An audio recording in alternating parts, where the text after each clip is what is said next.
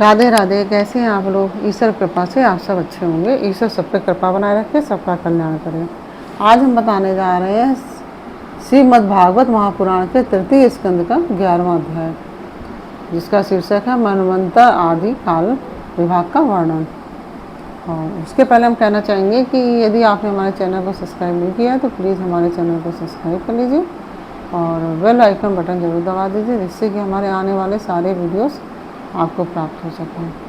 और यदि आपको हमारी कथा पसंद आ रही है, समझ में आ रही है, तो आप वीडियो को लाइक शेयर ज़रूर करिए और कमेंट ज़रूर करिए। कमेंट में हमें बताइए कि आपको हमारी कथा कैसी लगी, अच्छी लगी या नहीं लगी, हेल्पफुल है कि नहीं है, समझ में आ रही है कि नहीं आ रही है। ये सब बात हमें कमेंट बॉक्स में बताइए। तो चलिए चलते हैं कथा की तरफ। श्रीमान नारायण नारायण हरि हरि, भजवन नारायण नारायण हरि हरि। तेरी लीला सबसे प्यारी प्यारी, हरि हरि। तेरी लीला सबसे न्यारी न्यारी, हरि हरि। श्रीमन नारायण नारायण हरि हरि, भजवन नारायण नारायण हरि हरि। बोलो कृष्ण कन्हैया लाल की जय। राधे राधे।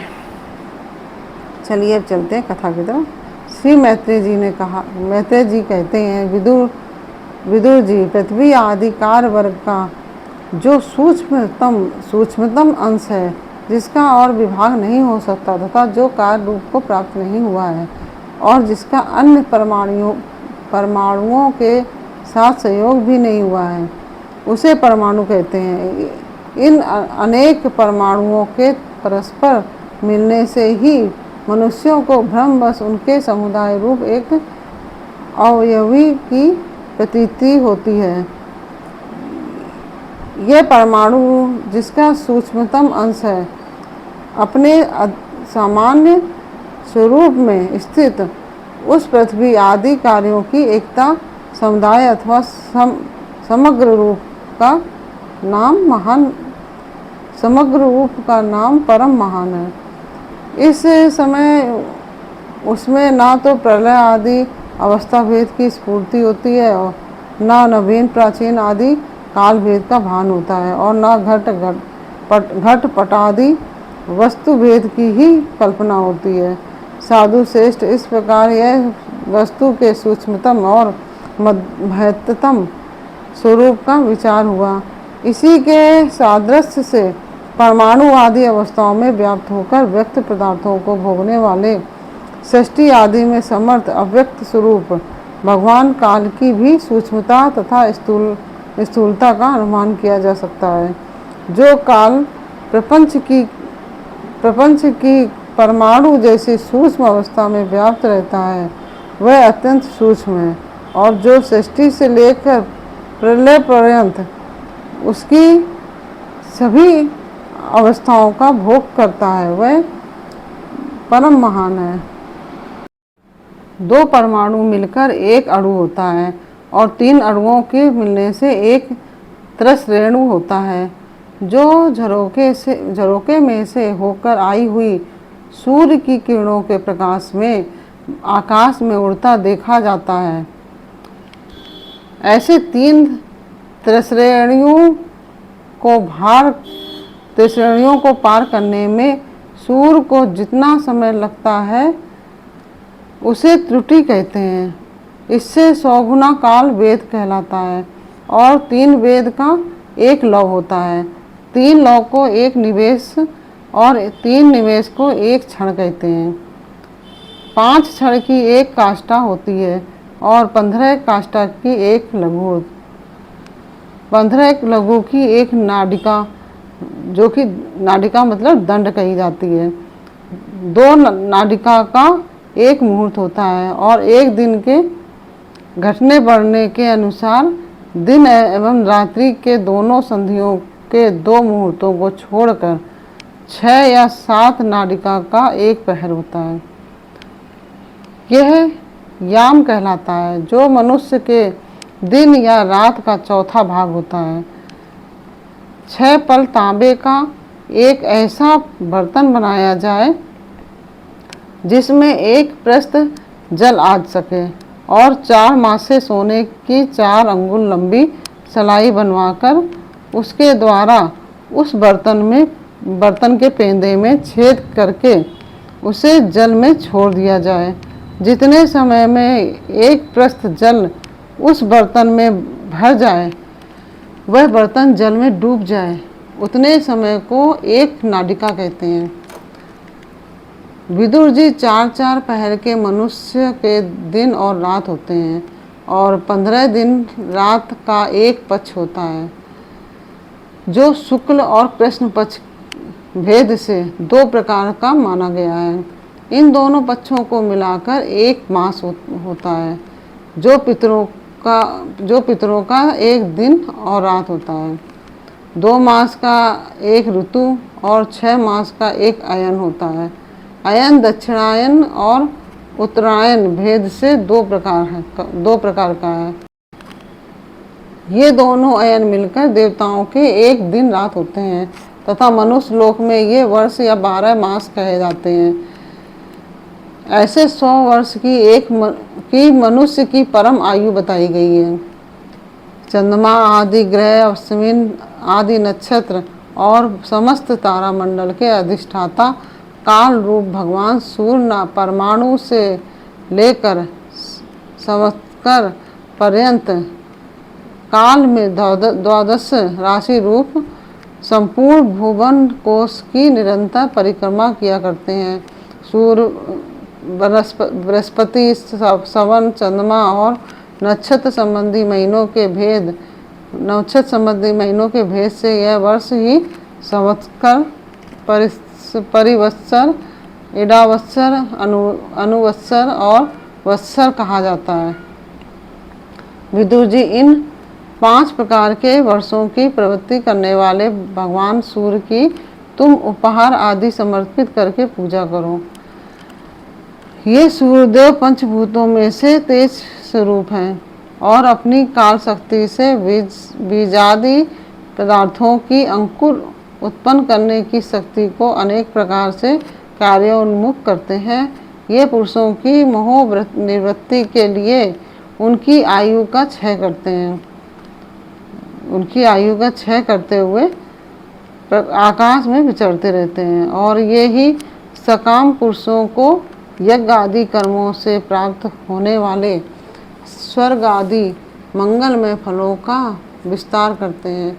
विदुर जी ने कहा, मुनिवर, आपने देवता और पितर और मनुष्यों की परम आयु का वर्णन तो किया है। अब जो सनकादि ज्ञानी मुनिजन त्रिलोकी से बाहर कल्प से भी अधिक काल तक रहने वाले हैं, उनकी भी आयु का वर्णन कीजिए। आप भगवान काल की गति भली भांति जानते हैं, क्योंकि ज्ञानी लोग अपनी योग सिद्धि दिव्य दृष्टि से सारे संसार को देख लेते हैं। मैत्रेय जी ने कहा, विदुर जी, सत्ययुग, त्रेता, द्वापर और कली, ये 4 युग अपनी संध्या और संध्यांशों के सहित देवताओं के 12 सहस्त्र वर्ष तक रहते हैं, ऐसा बतलाया गया है। इन सत्यादि चारों युगों में क्रमशः 4, 3, 2 और 1 सहस्त्र दिव्य वर्ष होते हैं और प्रत्येक में जितने सहस्त्र वर्ष होते हैं उससे दुगुने 100 वर्ष उनकी संध्या और संध्यांशों में होते हैं। युग की आदि में संध्या होती है और अंत में संध्यांश। इनकी वर्ष गणना सैकड़ों की संख्या में बतलाई गई है। इनके बीच का जो काल होता है उसी को कालवेत्ताओं ने युग कहा है। प्रत्येक युग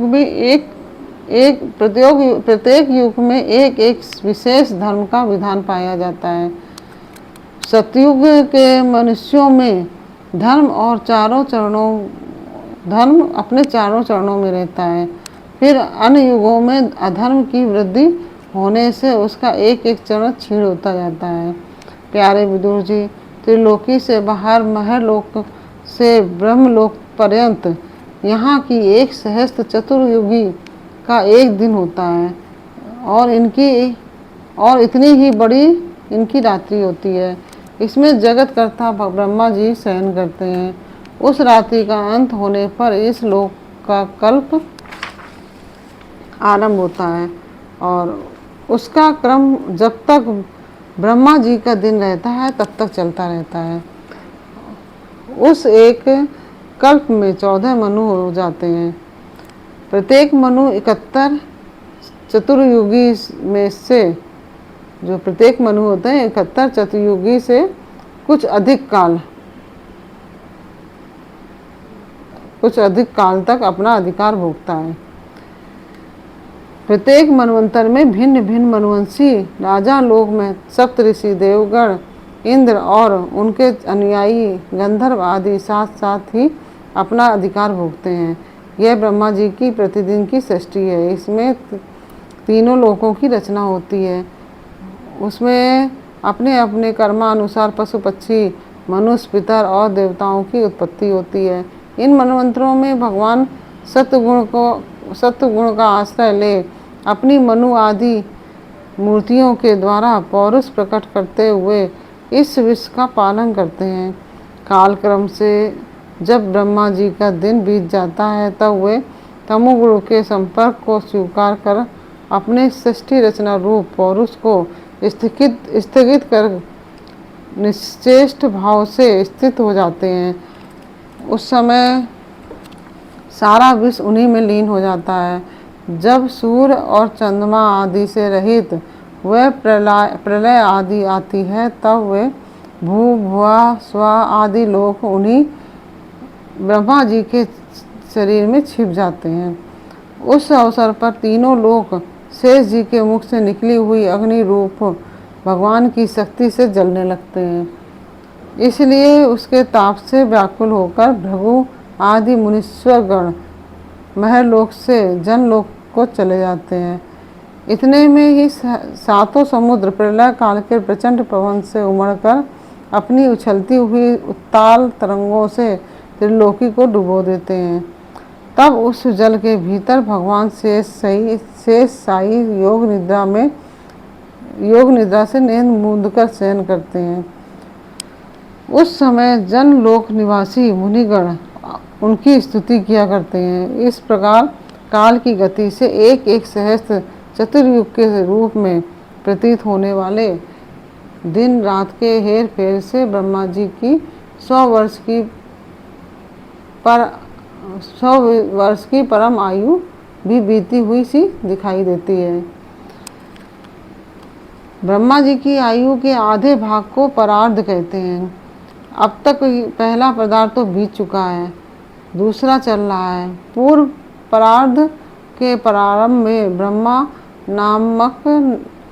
नामक महान कल्प हुआ था। उसी में ब्रह्मा जी की उत्पत्ति हुई थी। पंडित जन इन्हें शब्द ब्रह्म कहते हैं। उसी परार्ध के अंत में जो कल्प हुआ था उसे पाद्म कल्प कहते हैं। इसमें भगवान के नाभि सरोवर से सर्वलोक में कमल प्रकट हुआ था। विदुर जी, इस समय जो कल्प चल रहा है वह दूसरे परार्ध का आरंभक बतलाया जाता है। यह 12 कल्प नाम से विख्यात है। इसमें भगवान ने सूकर रूप धारण किया था। यह 2 परार्ध का काल अव्यक्त अनंत अनादि विश्वात्मा श्री हरि का एक निवेश माना जाता है। यह परमाणु से लेकर द्वि पदार्थ पर्यंत फैला हुआ काल सर्वसमर्थ होने पर भी सर्वात्मा श्री हरि पर किसी प्रकार की प्रभुता नहीं रखता। यह तो देह आदि में अभिमान रखने वाले जीवों का ही शासन करने में समर्थ है। प्रकृति महत्त्व अहंकार और पंच तन्मात्र इन 8 प्रकृतियों के सहित इस 10 इंद्रियां मन और पंचभूत इन 16 विकारों से मिलकर बना हुआ यह ब्रह्मांड कोश भीतर से 50 करोड़ योजन विस्तार वाला है तथा इसके बाहर चारों ओर उत्तरोत्तर 10-10 गुने 7 आवरण हैं।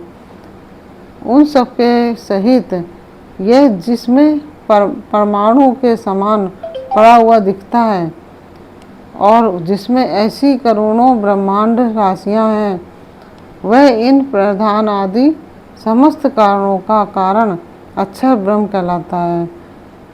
और यही पुराण पुरुष परमात्मा श्री विष्णु भगवान का श्रेष्ठ धाम मतलब श्रेष्ठ स्वरूप है। इस प्रकार यह 11वां अध्याय पूर्ण हुआ।